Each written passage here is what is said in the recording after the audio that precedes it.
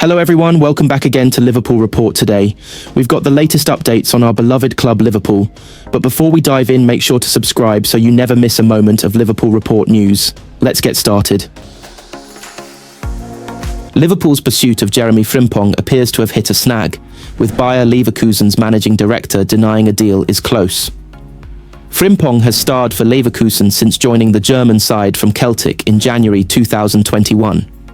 He played in 47 games as they completed the Bundesliga and DFB Pokal double last season as Invincibles, a German first. The defender has also been named in 3 successive Bundesliga Team of the Years, having earlier won a domestic treble with Celtic.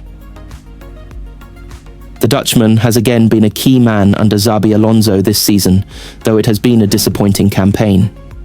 It appears the current Leverkusen squad may well be split up in the summer as Europe's top clubs swoop in for their stars. Even boss Alonso is departing, with the Spaniard set to be named the new manager of Real Madrid. Frimpong still has 3 years remaining on his contract, but the 24-year-old is also attracting interest. Liverpool are the current frontrunners to sign him, as boss Arneslot seeks to boost his defensive options amid the impending exit of Trent Alexander-Arnold. But a spanner has now been thrown into the works. Leverkusen chief Fernando Caro has hit out at the transfer rumours that are beginning to dog his team. He also insisted that the Bundesliga side are unaware of any impending transfer involving Frimpong. Jeremiafrimpong has a long contract with us, which also has an exit clause, but we are currently unaware of any transfer, Caro told Sport.de. The rumours surprised me a bit when I started in the football business 7 years ago. As I've gradually become more involved, there are always different interested parties. There are different parties. There are different relationships. It's actually quite difficult to figure out where the rumours come from. But I have to say, there are many that really surprise me. Leverkusen's unwillingness to sell Frimpong will come as an early blow to Liverpool's summer plans. Frimpong would provide competition for academy graduate Connor Bradley, who is expected to take Alexander-Arnold's place full-time. It has been claimed that Frimpong has agreed to move to Anfield, with the 24-year-old having a £29.5 million release clause in his contract. If a deal for the Dutchman comes to fruition, it would surprise former Manchester City star Micah Richards. It's a tough one because when another right-back comes in, it can help you by helping you raise your game. Or it can hinder you because you can lose your confidence a little bit, he told the Rest is Football podcast. Another right-back would help, but if Frimpong comes in, he's number 1. Which could be difficult for Bradley to deal with. I think Bradley is very good. He's good going forward, he's intelligent with his runs, and he can do the one-on-one defending as well. The only question mark is whether he could do it on a consistent basis. When he came into the team in place of Trent, the mindset of a sub is different to a starter. Liverpool's Darwin Nunez has been dealt a blow as the Court of Arbitration for Sport turned down his plea to overturn a ban from an on-pitch scuffle he was part of while playing for Uruguay. The 25-year-old now faces missing out on pivotal World Cup qualifiers for his nation next month, while there remains doubt over his long-term prospects at Anfield. Nunez found himself among 5 Uruguayans initially handed suspensions after they tangled with supporters following their Copa America semi-final loss to Reds teammate Luis Diaz's Colombia in July last year. Tottenham midfielder Rodrigo Bentancur was among that number and received a 4-game ban. The players, along with the Uruguay Football Association, contested the sanctions at CAS, insisting self-defense was at play as they tried to protect their families post-match at Charlotte's Bank of America Stadium in the US, which saw Uruguay defeated 1-0. However, on Tuesday, CAS made it clear that their appeal had been rejected. This verdict leaves Nunez, who was caught on camera throwing a chair in the melee, to complete his original 5-game ban, having already missed 2 competitive internationals for his country in September, as per the Liverpool Echo. The panel found that in this case, the principle of self-defense does not apply, and that the conduct of the players constituted a voluntary, violent, and unjustified action, CAS noted. This sanction rules Nunez out of Uruguay's upcoming World Cup qualifying fixtures, both away to Paraguay and at home versus Venezuela, as well as the encounter with Peru come September. With just 4 matches left, Uruguay are well placed to secure a spot in next summer's World Cup in the US.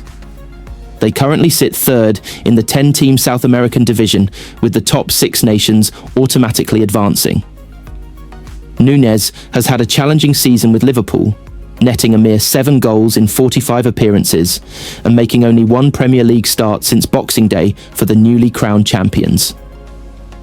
Liverpool turned down an offer from the Saudi Pro League for the striker in January, but they are prepared for renewed interest from the Middle East when the transfer window opens on the 1st of June. Former Rangers boss Steven Gerrard could be in line for a surprise return to Ibrox. The 44-year-old won the Scottish Premiership title in his first spell, but has been out of work since January. Gerrard left Rangers for Aston Villa in November 2021, but lasted just 11 months in charge of the Premier League club. He took over at Saudi Pro League side Al-Ettifaq in the summer of 2023, securing a 6th place finish in his first season, but left midway through the current campaign by mutual agreement. Former Rangers boss Steven Gerrard could be in line for a surprise return to Ibrox. The 44-year-old won the Scottish Premiership title in his first spell, but has been out of work since January. Gerrard left Rangers for Aston Villa in November 2021, but lasted just 11 months in charge of the Premier League club.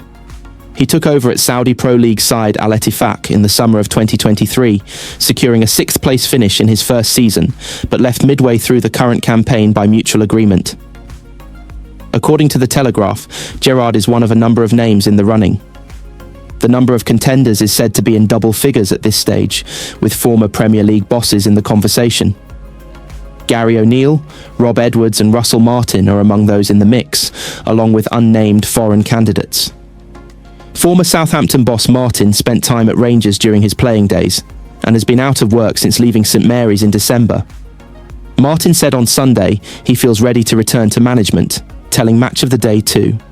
"It's been a good time to reflect, and a good break after 20 years or so of playing and then straight into management. So it's been a nice time to enjoy. I think wherever I go next, and whenever I go in next, I'll be much better for it. I think it's really important to make the right choice. We've turned a few opportunities down because it didn't feel quite right, and it's about the opportunity it gives us, how we feel about it, the people you're working for, and also the cultural context, how the style of play will fit, how the work that we do will fit with the club." Rangers have already locked up 2nd place in the league this season and will enter next season's Champions League in the 2nd qualifying round. They recorded a thumping 4-0 win over Aberdeen over the weekend, with interim boss Ferguson praising his team's display. "I was a little bit frustrated and angry in the first half," Ferguson said as 4 goals after the break gave his team victory. "I had to make a change, and we had a fair chat where I demanded more from them. I thought in the second half, in terms of the way we played, that was more like the team that I want to see. We had runners from midfield, attack their penalty box, and looked a real threat.